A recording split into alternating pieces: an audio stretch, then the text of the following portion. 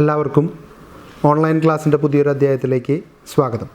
നമ്മൾ കഴിഞ്ഞ ക്ലാസ്സിൽ പറഞ്ഞിരുന്നു, ഇന്ന് നമ്മൾ ചർച്ച ചെയ്യാനായിട്ട് പോകുന്നത് എവല്യൂഷൻ ഓഫ് ദി പ്രസ് എന്ന് പറയുന്ന ടോപ്പിക്കാണ്. എവല്യൂഷൻ ഓഫ് ദി പ്രസ് നമ്മൾ ആദ്യമേ പറഞ്ഞിരുന്നു. പ്രിൻറ്റിങ് ആരംഭിക്കുന്നത് മുതൽ പ്രിൻറ്റിങ് പ്രസ്സിൻ്റെ കടന്നുവരവോടുകൂടി വിപ്ലവാത്മകമായിട്ടുള്ള മാറ്റങ്ങൾക്കാണ് ചരിത്രം സാക്ഷ്യം വഹിച്ചത്. അതിലേറ്റവും പ്രധാനപ്പെട്ട മാറ്റം എന്ന് പറയുന്നത് നോളജ് എന്ന് പറയുന്നത് ഒരാളിൽ നിന്ന് മറ്റൊരാളിലേക്ക് കൈമാറ്റം ചെയ്യപ്പെടാൻ തുടങ്ങി എന്നുള്ളത് വലിയൊരു പ്രത്യേകതയാണ്. കാരണം പ്രിൻറ്റിംഗ് പ്രസ് ആരംഭിക്കുന്നതിന് മുൻപ് ഹാൻഡ് റിട്ടൺ ആയിട്ട് ഓരോ ബുക്കുകളും കോപ്പി ചെയ്ത് വരാൻ എടുക്കുന്ന സമയം എന്ന് പറയുന്നത് വളരെ വലുതാണ്. അപ്പോൾ അത്രയും വലിയൊരു ഹ്യൂജ് ടൈം കൺസ്യൂമിങ് ആയിട്ടുള്ളൊരു പ്രോസസ്സിന് വിരാമം ഇട്ടുകൊണ്ട് വളരെ സ്പീഡി ആയിട്ട് നമുക്ക് ആവശ്യമുള്ളതെല്ലാം പ്രിൻ്റ് ചെയ്തെടുക്കാനും ആവശ്യത്തിലധികം കോപ്പികൾ അതിൻ്റെ ഉണ്ടാക്കാനും കഴിയുന്ന സാഹചര്യത്തിലേക്ക് ലോകം വളർന്നു എന്ന് പറയുന്നത് വലിയൊരു നേട്ടമാണ്. ആദ്യ കാലഘട്ടത്തിലൊക്കെ സന്യാസിമാർ അവരുടെ ആശ്രമങ്ങളിൽ ഇരുന്നു കൊണ്ട് ഓരോ പുസ്തകങ്ങളുടെ ഓരോ പേജുകളായി കോപ്പി ചെയ്ത് അത് മറ്റുള്ളവർക്ക് പകർന്നു കൊടുക്കുകയാണ് ചെയ്യുന്നത്. പക്ഷേ ഇതിൻ്റെ ഏറ്റവും വലിയ പോരായ്മ എന്ന് പറയുന്നത് മഷിയിൽ എഴുതുമ്പോൾ അത് പരക്കാനുള്ള സാധ്യത വളരെ കൂടുതലാണ്. ഇത് ചെതലരിച്ചു പോയാൽ പിന്നീട് അതിൻ്റെ ഒരു കോപ്പി ലഭ്യമാവാത്ത സാഹചര്യം ഉണ്ടാവും. ഒരു കോപ്പിയിൽ നിന്ന് മറ്റൊരു കോപ്പി ഉണ്ടാവണമെങ്കിൽ ഒരുപാട് ദിവസങ്ങളുടെ പരിശ്രമം വേണ്ടി വരും. ഇങ്ങനെ തുടങ്ങി ഒരുപാട് പോരായ്മകൾ അതിനുണ്ടായിരുന്നു. അതിന് അവസാനം കുറിച്ച വ്യക്തിയാണ് ഗുണ്ടൻബർഗ് എന്ന് പറയുന്ന ശാസ്ത്രജ്ഞൻ. അദ്ദേഹത്തിൻ്റെ മൂവബിൾ ടൈപ്പായിട്ടുള്ള ഒരു വുഡൻ പ്രിൻറ്റിംഗ് പ്രസ് ആരംഭിച്ചതോടുകൂടി ഈ പ്രശ്നത്തിന് പരിഹാരമായി. ലോക ചരിത്രത്തിൽ ആദ്യമായിട്ട് പ്രസിദ്ധീകരിക്കപ്പെട്ട പുസ്തകം ഹോളി ബൈബിളാണ്.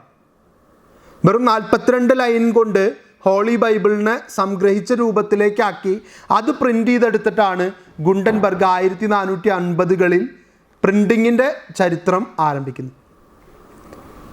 പിന്നീട് ഇന്ന് കാണുന്ന ന്യൂസ് പേപ്പർ എന്ന രീതിയിലേക്ക് അത് വളർന്നു വരാൻ ഒരുപാട് കാലം എടുത്തു. കാരണം ന്യൂസ് പേപ്പർ എന്ന് പറയുന്നത് ഇന്നത്തെ സമൂഹത്തിൻ്റെ കണ്ടെത്തലാണ്. അന്ന് അതിൻ്റെ ആവശ്യമില്ല. അവർക്ക് ചുറ്റും നടക്കുന്ന കാര്യങ്ങൾ അവർ പല രീതിയിലൂടെ അറിയിക്കും. ചിലപ്പോൾ വിളംബരം എന്നൊക്കെ നിങ്ങൾ കേട്ടിട്ടുണ്ടായിരിക്കും. കുതിരപ്പുറത്ത് വരുന്നു, 2 പേര് അതിങ്ങനെ തുറന്നു വായിക്കുന്നു, ഇന്ന മഹാരാജാവ് ജനങ്ങളെ അറിയിക്കുന്നത് എന്തെന്നാൽ എന്നൊക്കെ പറഞ്ഞ് കൊടുക്കുന്ന നിർദ്ദേശങ്ങൾ. അന്ന് പ്രിൻറ്റിങ് പോസിബിലിറ്റി ഇല്ല. അപ്പോൾ ഇതിങ്ങനെ അറിയിച്ചുകൊണ്ടേയിരിക്കും. ഇതാണ് ഒരു രീതി എന്ന് പറയുന്നത്. അതിൽ നിന്ന് പ്രിൻ്റ് ചെയ്ത പോസ്റ്ററുകളാക്കി മാറ്റി അത് ഓരോ സ്ഥലത്ത് പതിക്കുകയും പിന്നെ അത് ലീഫ്ലെറ്റുകളായിട്ട് വിതരണം ചെയ്യുകയും പിന്നീട് അതൊരു പബ്ലിക്കേഷനായിട്ട് മാറുകയും കൃത്യമായിട്ടുള്ള ഇടവേളകളിൽ അത് ആവർത്തിക്കുകയും ചെയ്തു.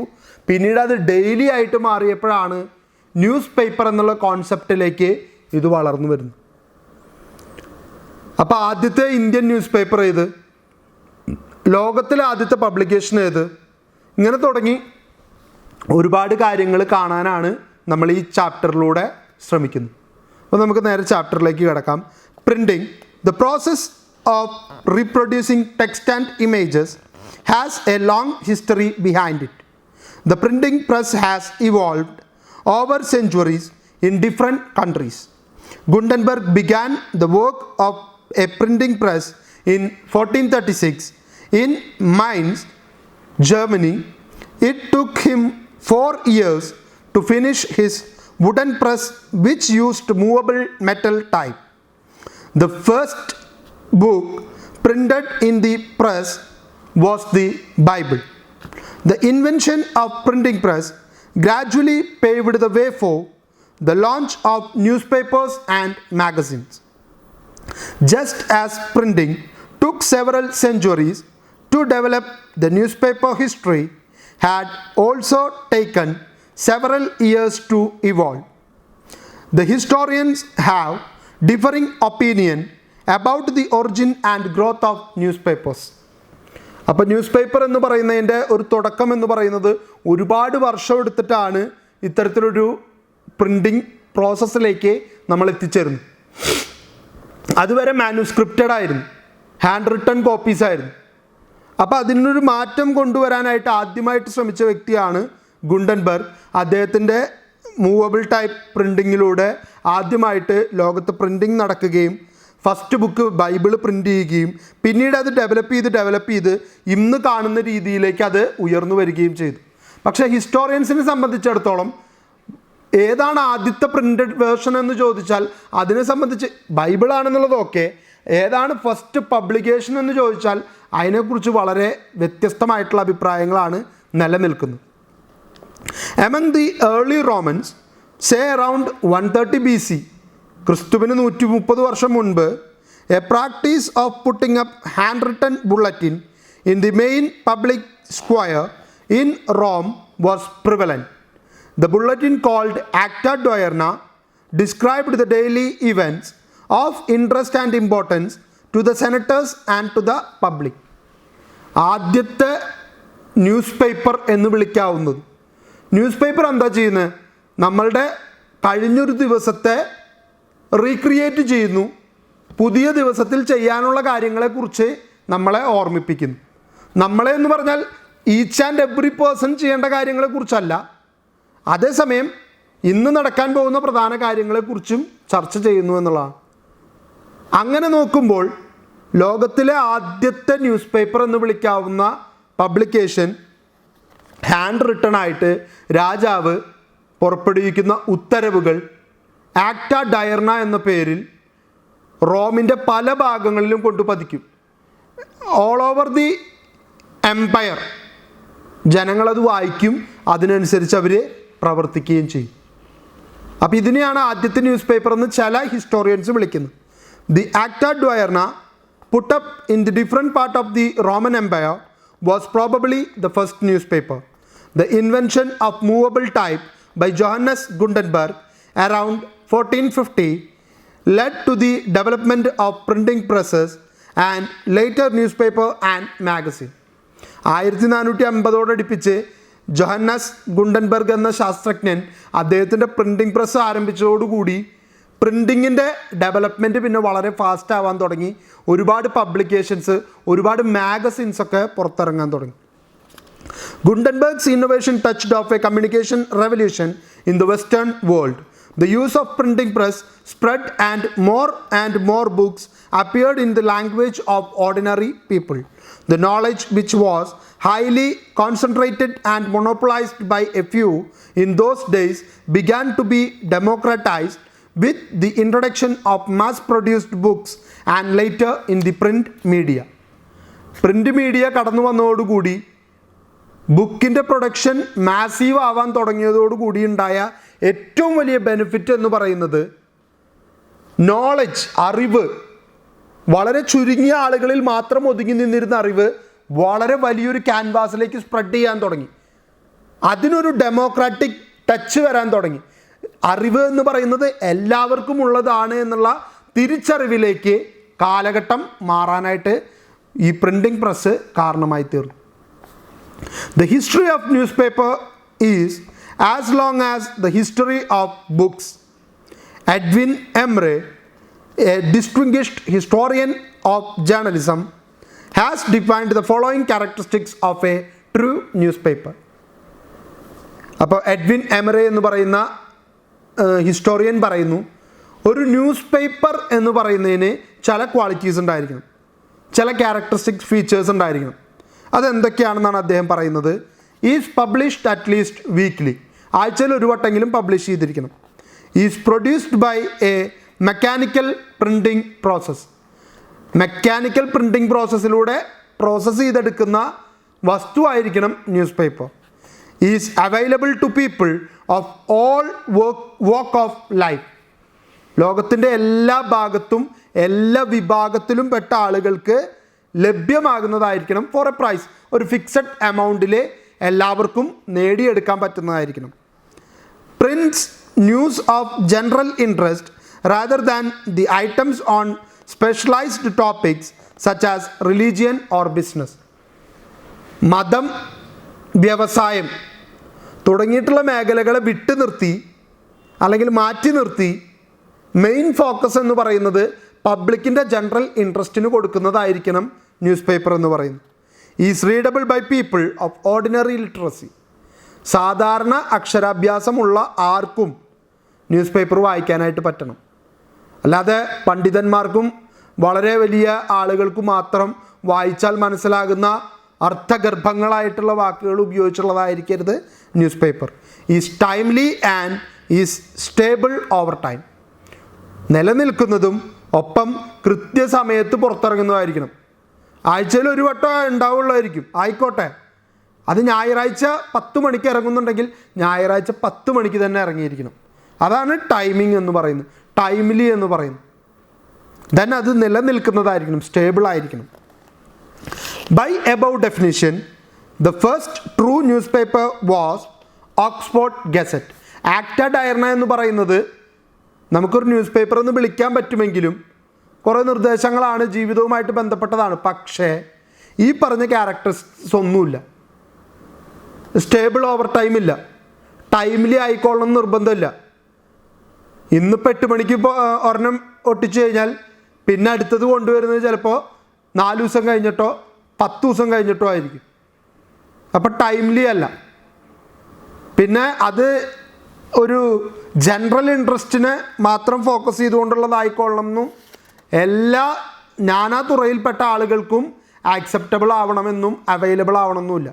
പിന്നെ അതൊരു ഫിക്സഡ് പ്രൈസിൽ കൊടുക്കുന്ന ഒന്നല്ല, മെക്കാനിക്കൽ പ്രോസസ്സിലൂടെ പുറത്തു വരുന്നതല്ല. വീക്കിലി ഒരു വട്ടമെങ്കിലും പബ്ലിഷ് ചെയ്യുന്ന യാതൊരു നിർബന്ധവുമില്ല. അതുകൊണ്ടുമൊക്കെ അതിനെ ആദ്യത്തെ ന്യൂസ് പേപ്പർ എന്ന് വിളിക്കാൻ പറ്റില്ല. ഈ പറഞ്ഞ ക്യാരക്ടറിസ്റ്റിക് ഫീച്ചേഴ്സ് കണക്കിലെടുക്കുകയാണെങ്കിൽ ലോകത്തെ ആദ്യത്തെ ന്യൂസ് പേപ്പർ എന്ന് വിളിക്കാവുന്നത് ഓക്സ്ഫോർഡ് ഗസറ്റാണ്, ലേറ്റർ കോൾഡ് ലണ്ടൻ ഗസറ്റ്. തെറ്റിക്കരുത്, ഓക്സ്ഫോർഡ് ഗസറ്റും ലണ്ടൻ ഗസറ്റും സെയിം പത്രം തന്നെയാണ്. ആദ്യം പേര് ഓക്സ്ഫോർഡ് ഗസറ്റ് എന്നായിരുന്നു, പിന്നീട് അത് ലണ്ടൻ ഗസറ്റ് എന്ന് പേര് മാറ്റി. First published in 1665 under the authority of the British crown. The gazette appeared twice weekly. ആഴ്ചയിൽ 2 വട്ടമാണ്, ട്വൈസ് വീക്ക്ലി, ഒരാഴ്ചയിൽ 2 വട്ടം. അത് അവർക്ക് പ്രത്യേക ദിവസങ്ങളുണ്ടായിരിക്കും, ആ ദിവസങ്ങളിൽ പുറത്തു വരും. 1665 വർഷം എത്ര പുറകിലാണെന്ന് ആലോചിക്കണം. നമ്മളിപ്പോൾ 2021, ഓൾമോസ്റ്റ് ഒരു 380-370 വർഷം പുറകിലുള്ള കഥയാണ് പറയുന്നത്. അല്ലെങ്കിൽ 400 വർഷത്തോളം പുറകിലേക്ക് പോയിട്ടുള്ള കഥയാണ് നമ്മളിപ്പോൾ ചർച്ച ചെയ്യുന്നത്. First daily news paper in English, the daily current, began publication in London on March 11, 1702. 1702 ആദ്യത്തെ ഡെയിലി ന്യൂസ് പേപ്പർ, എല്ലാ ദിവസവും പബ്ലിഷ് ചെയ്യുന്ന പത്രം പുറത്തിറങ്ങി. അതിൻ്റെ പേരാണ് Daily Courant. Its publication lasted up to 1735. 1702 publication തുടങ്ങി 1735 ഡെയിലി കറണ്ടിൻ്റെ പ്രിൻറ്റിംഗ് അവസാനിപ്പിച്ചു. This was a newspaper of high quality and considerable integrity. അല്പം വിശ്വാസ്യതയും അതുപോലെ തന്നെ നല്ല ക്വാളിറ്റി പ്രിൻറ്റിങ്ങും ആയിരുന്നു ഡെയിലി കറണ്ട് പുറത്തെടുത്തിരുന്നത്. But many authors and historians have to come up with various opinion with regard to the first newspaper. According to Johannes Weber, German newspaper Relation Aller Ferdman, published in 1605, was the first newspaper. Public occurrence, both foreign and domestic, from Boston in 1690 was considered to be the first newspaper in America. ഓരോ ഹിസ്റ്റോറിയൻസിനെ സംബന്ധിച്ചിടത്തോളം പലയിടത്തും പല news പേപ്പേഴ്സാണ് first news പേപ്പറായിട്ട് കണക്കാക്കപ്പെടുന്നതും പലരും പലതിനെയും first newspaper എന്ന് വിളിക്കുന്നുണ്ട്. നമ്മൾ പറഞ്ഞ ഓക്സ്ഫോർഡ് ഗസറ്റ് 1665 പബ്ലിക്കേഷൻ. പക്ഷെ ഇവിടെ ജോഹന്നസ് വെബർ എന്ന് പറയുന്ന ഹിസ്റ്റോറിയൻ പറയുന്നു 1605 ജർമ്മനിയിൽ പ്രിൻറ്റിങ് ആരംഭിച്ചിട്ടുണ്ട്. അപ്പോൾ ഏതാണ് നമ്മൾ ആദ്യത്തെ ന്യൂസ് പേപ്പറായിട്ട് കണക്കാക്കുക? നമുക്കൊന്നും വിശ്വസിക്കാനായിട്ട് പറ്റില്ല. പക്ഷേ ലോകം അംഗീകരിക്കുന്നത് 1665 പുറത്തിറങ്ങിയ ഓക്സ്ഫോർഡ് ഗസറ്റാണ് ഫസ്റ്റ് ന്യൂസ് പേപ്പറായിട്ട് കണക്കാക്കുന്നത്. ഡെയിലി കറണ്ടാണ് ഫസ്റ്റ് ഡെയിലി ന്യൂസ് പേപ്പറായിട്ട് കണക്കാക്കുന്നത്. The first newspaper printed in India was Bengal Gazette, published by James Augustus Hickey in 1780. ഇതെന്തായാലും ഓർത്തു വയ്ക്കുക. ഇതിനെക്കുറിച്ച് വേറൊരു അഭിപ്രായമില്ല. ബംഗാൾ ഗസറ്റ് അഥവാ കൽക്കട്ട അഡ്വർടൈസർ എന്ന് പറയുന്ന പ്രസിദ്ധീകരണമാണ് ആദ്യത്തെ പ്രിൻറ്റിംഗ് ന്യൂസ് പേപ്പറായിട്ട്, ഫസ്റ്റ് ന്യൂസ് പേപ്പറായിട്ട് ഇന്ത്യ കണക്കാക്കുന്നു. അതിന് ന്യൂസ് പേപ്പറിൻ്റെ ക്വാളിറ്റി ഉണ്ടായിരുന്നോ, അതിലെ വാർത്തകൾക്ക് വിശ്വാസ്യത ഉണ്ടായിരുന്നോ എന്നുള്ളതൊക്കെ രണ്ടാമത്തെ ഘടകം. നമ്മൾ കണക്കാക്കുന്ന ഫസ്റ്റ് ന്യൂസ് പേപ്പർ ബംഗാൾ ഗസറ്റാണ്. ജെയിംസ് അഗസ്റ്റസ് ഹിക്കിയാണ് അതിൻ്റെ പുറകിൽ പ്രവർത്തിച്ച വ്യക്തി. ഈ ചോദ്യമില്ലാത്ത പേപ്പർ ഉണ്ടാവാറില്ല ക്വസ്റ്റ്യൻ പേപ്പർ. ഒന്നെങ്കിൽ ബംഗാൾ ഗസറ്റിനെ കുറിച്ച് ചോദിക്കും, അല്ലെങ്കിൽ കോൺട്രിബ്യൂഷൻ ഓഫ് ജെയിംസ് അഗസ്റ്റസ് ഹിക്കിയെ കുറിച്ച് ചോദിക്കും. ബംഗാൾ ഗസറ്റിനെ കുറിച്ച് ചോദിച്ചാലും ഹിക്കിയെ കുറിച്ച് ചോദിച്ചാലും എഴുതേണ്ടത് സെയിം കണ്ടന്റ് തന്നെയായിരിക്കും. അപ്പോൾ ഇനി ഇവിടെ നിന്ന് അങ്ങോട്ടുള്ള കാര്യങ്ങൾ വ്യക്തമായിട്ട് മനസ്സിലാക്കി വെക്കുക.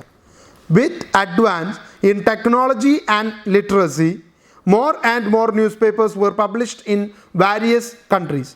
From 1780, the publishing of newspaper and magazine in India has consistently thrived.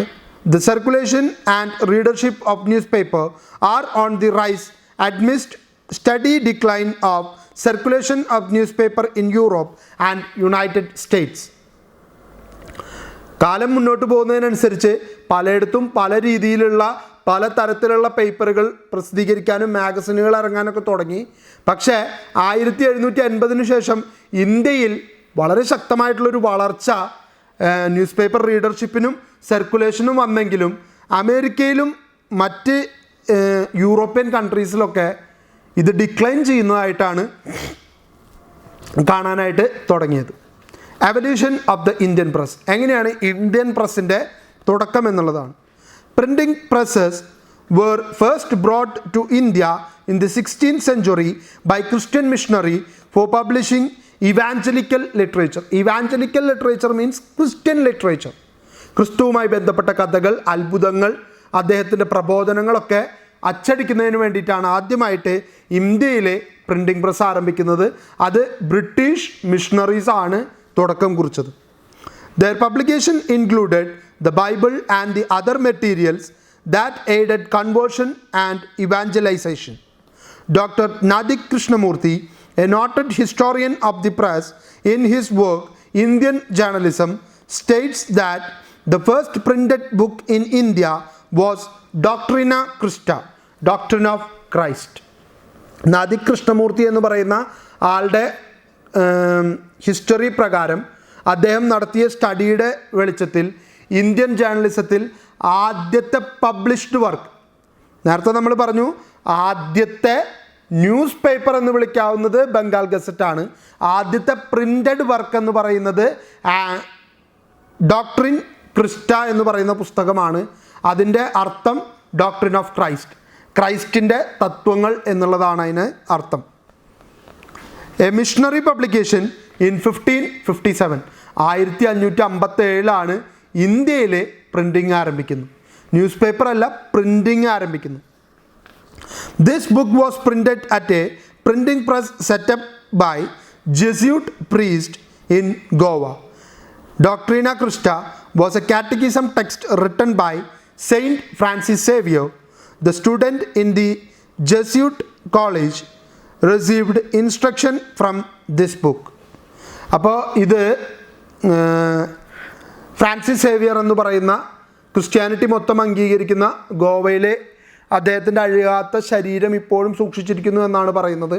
അപ്പോൾ ഫ്രാൻസിസ് സേവിയറിൻ്റെ നേതൃത്വത്തിലാണ് ആദ്യമായിട്ട് ഗോവയിൽ നിന്ന് ഒരു പുസ്തകം പുറത്തിറക്കപ്പെടുന്നത്. അപ്പോൾ ആ പുസ്തകം പുറത്തിറക്കി അദ്ദേഹം അത് ക്രിസ്ത്യൻസിന് വേണ്ടിയിട്ടുള്ള ഒരു കാറ്റഗിസം ബുക്കായിട്ടാണ് കണക്കാക്കുന്നത്. The second printing press in India was established in 1578 at Punnaikayal, a village in Tirunelveli district in Tamil Nadu. This too was a Christian initiative. Later, a Tamil-Portuguese dictionary was published in 1679 at Ambakkad near Thrissur. അങ്ങനെ രണ്ടാമത്തെ printing press 1578 പുന്നിക്കേൽ എന്ന് പറയുന്ന തമിഴ്നാട്ടിലുള്ള ഒരു സ്ഥലത്ത് നിന്നും printing ആരംഭിക്കുന്നു. അതും ക്രിസ്ത്യൻസിൻ്റെ തന്നെയാണ്. ദെൻ തമിഴ് പോർച്ചുഗീസ് ഡിക്ഷണറി ഒരെണ്ണം പ്രിൻ്റ് ചെയ്യുന്നു 1679. പ്രിൻറ്റിങ് ചരിത്രം ചോദിച്ചു കഴിഞ്ഞാൽ ഇതൊക്കെ എഴുതേണ്ടത് തന്നെയാണ്. അതുകൊണ്ട് ആ ഒരു ഇമ്പോർട്ടൻസോട് കൂടി ഇത് മനസ്സിലാക്കുക. 1679 ആമ്പക്കാട് എന്ന് പറയുന്നത് തൃശ്ശൂരുള്ള സ്ഥലമാണ്. അവിടെ നിന്നും ഒരു തമിഴ് പോർച്ചുഗീസ് ഡിക്ഷണറി പ്രിൻ്റ് ചെയ്തിറക്കുകയാണ്. Most of the early printing presses were set up by Christian missionaries group to propagate the teachings of Christ.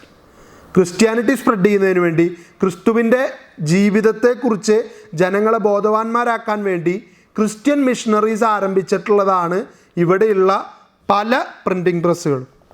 The English East India Company also set up printing presses in different places to aid efficient administration of the subcontinent.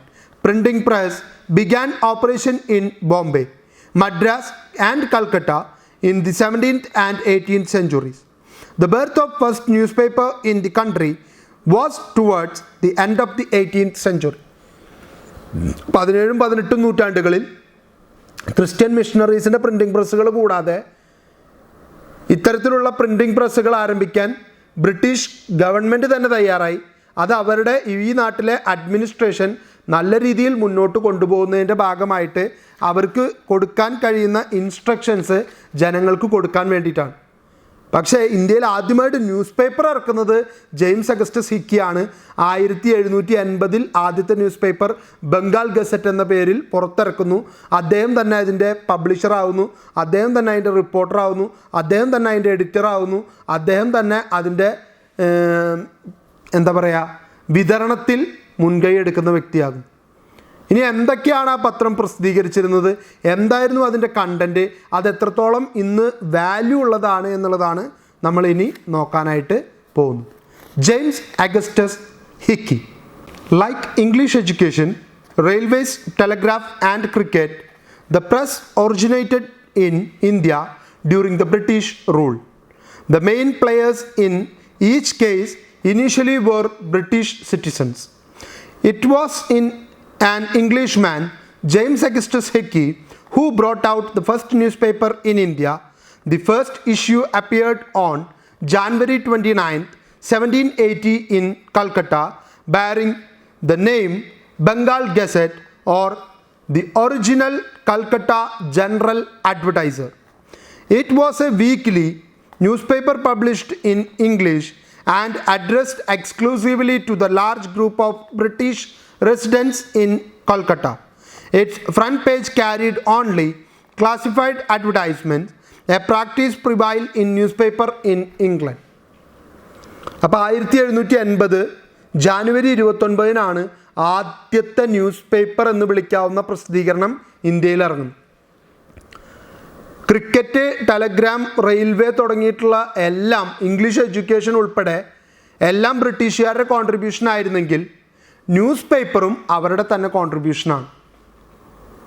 ആദ്യകാലത്ത് cricket കളിച്ചിരുന്നതും ആദ്യകാലത്ത് Telegram ഉപയോഗിച്ചിരുന്നതും ആദ്യകാലത്ത് railway ഉപയോഗപ്പെടുത്തിയതും ഒക്കെ ബ്രിട്ടീഷുകാരാണെങ്കിൽ ആദ്യത്തെ news paper ഉപയോഗപ്പെടുത്തിയതും അതിൻ്റെ പ്രസിദ്ധീകരണം ഇന്ത്യയിൽ ആരംഭിച്ചതും ബ്രിട്ടീഷുകാർ തന്നെയാണ്.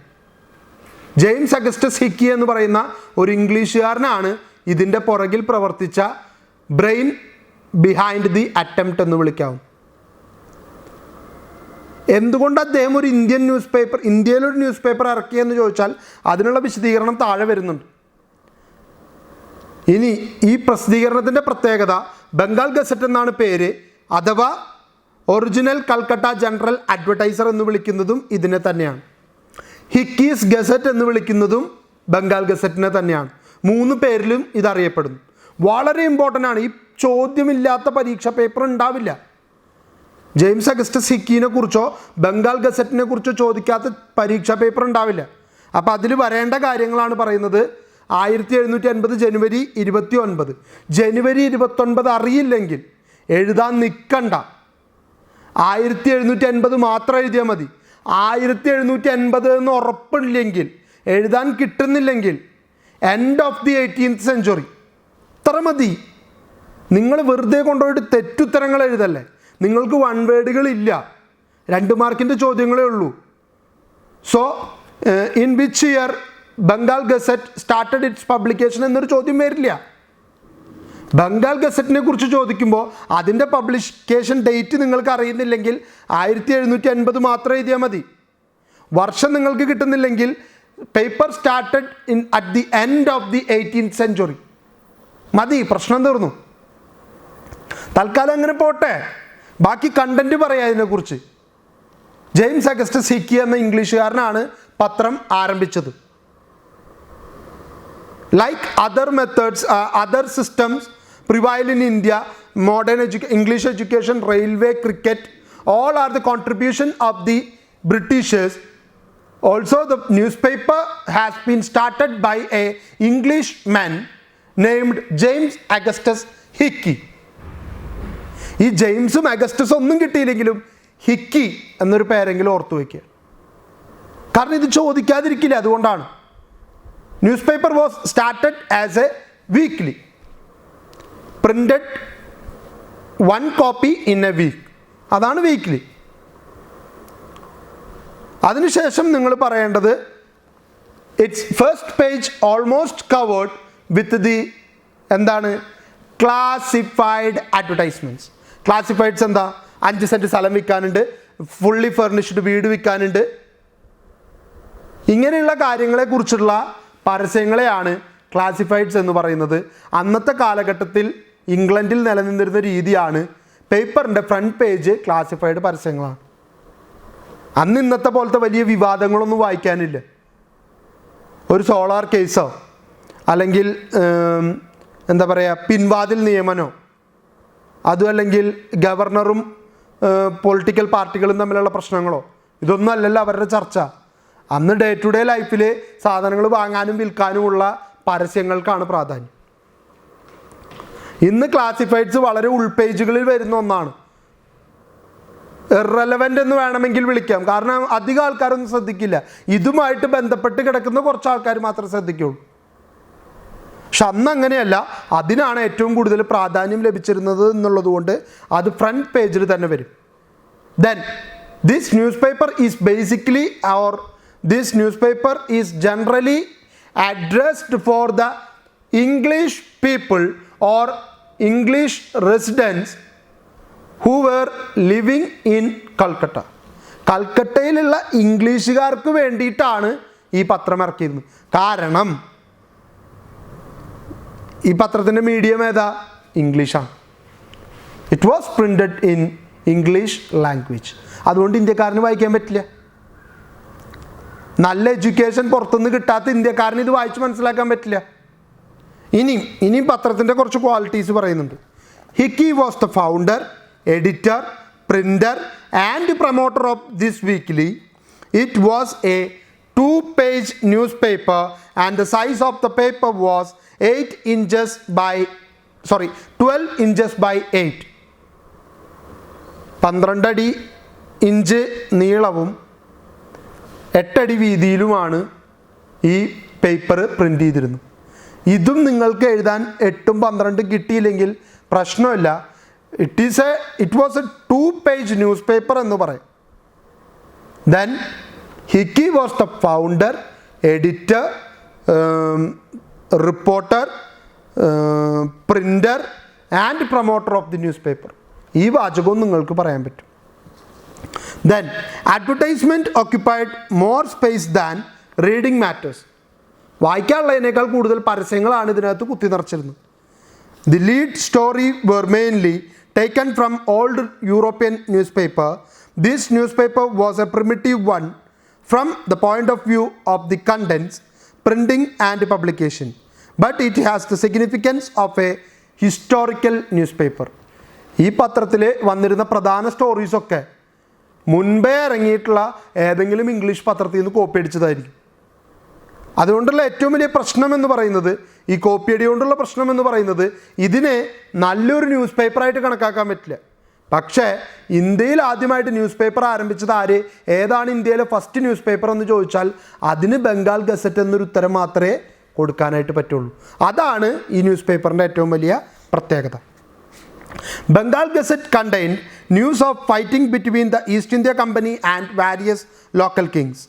The other content in the paper included lengthy reports of the parties hosted by the British residents in Calcutta, advertisements, notices of properties, and articles for sale.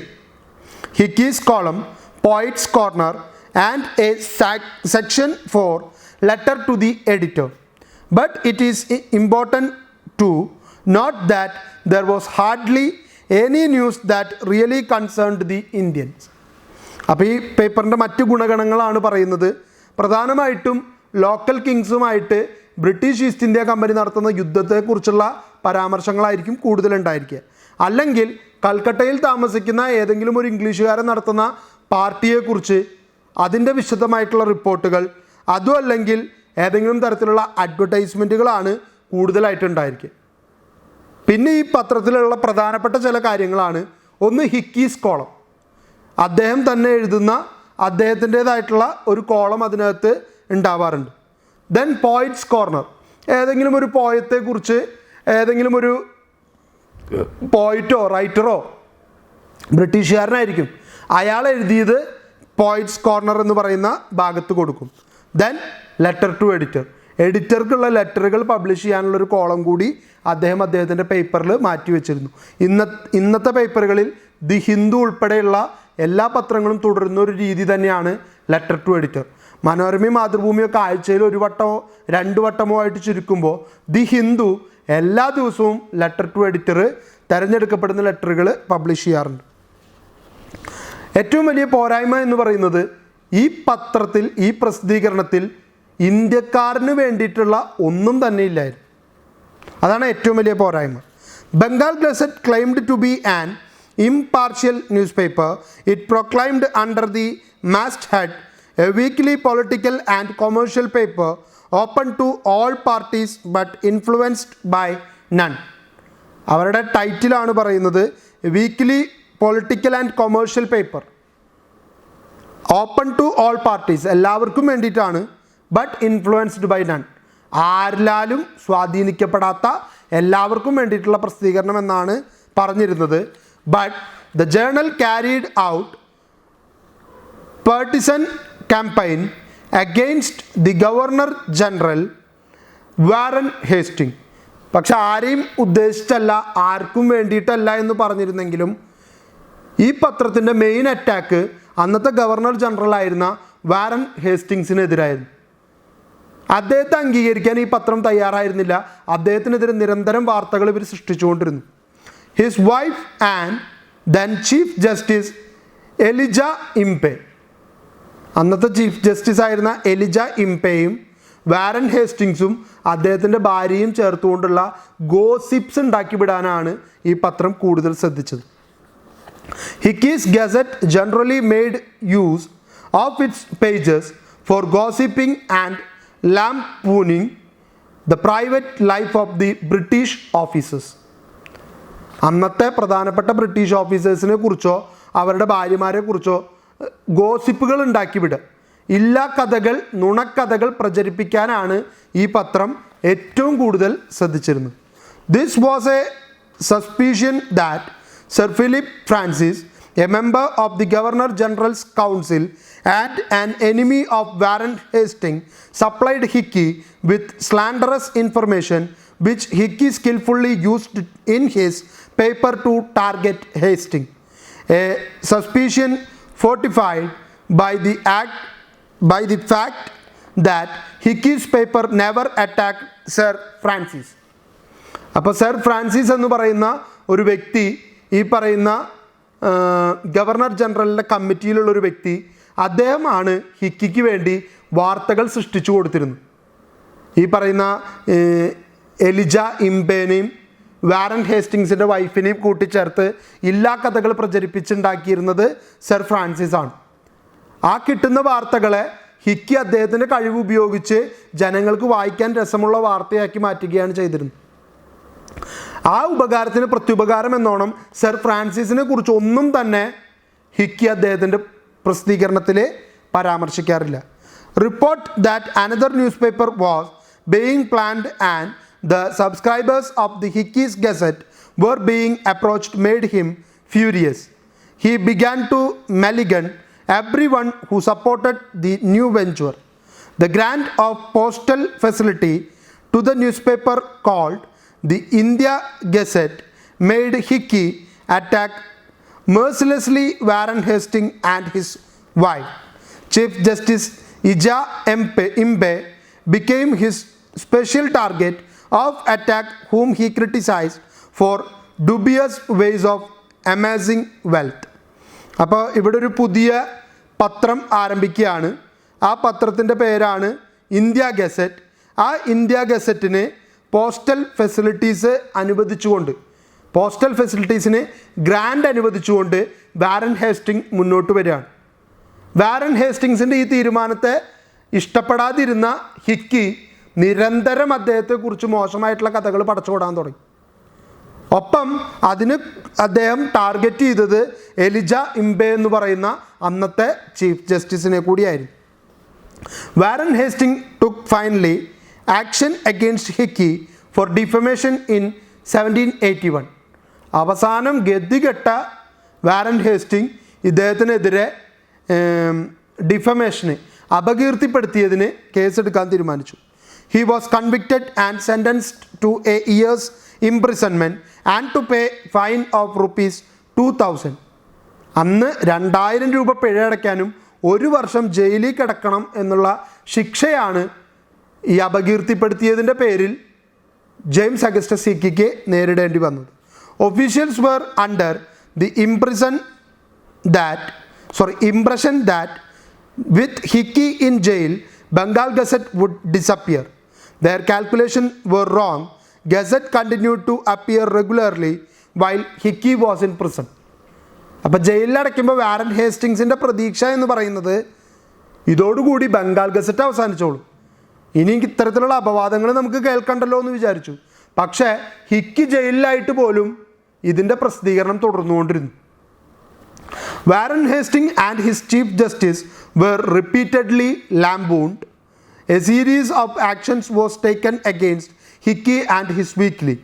Antagonists of Hickey, who had made up their minds to bring about the closure of Bengal Gazette, succeeded in procuring an order for seizure of the press.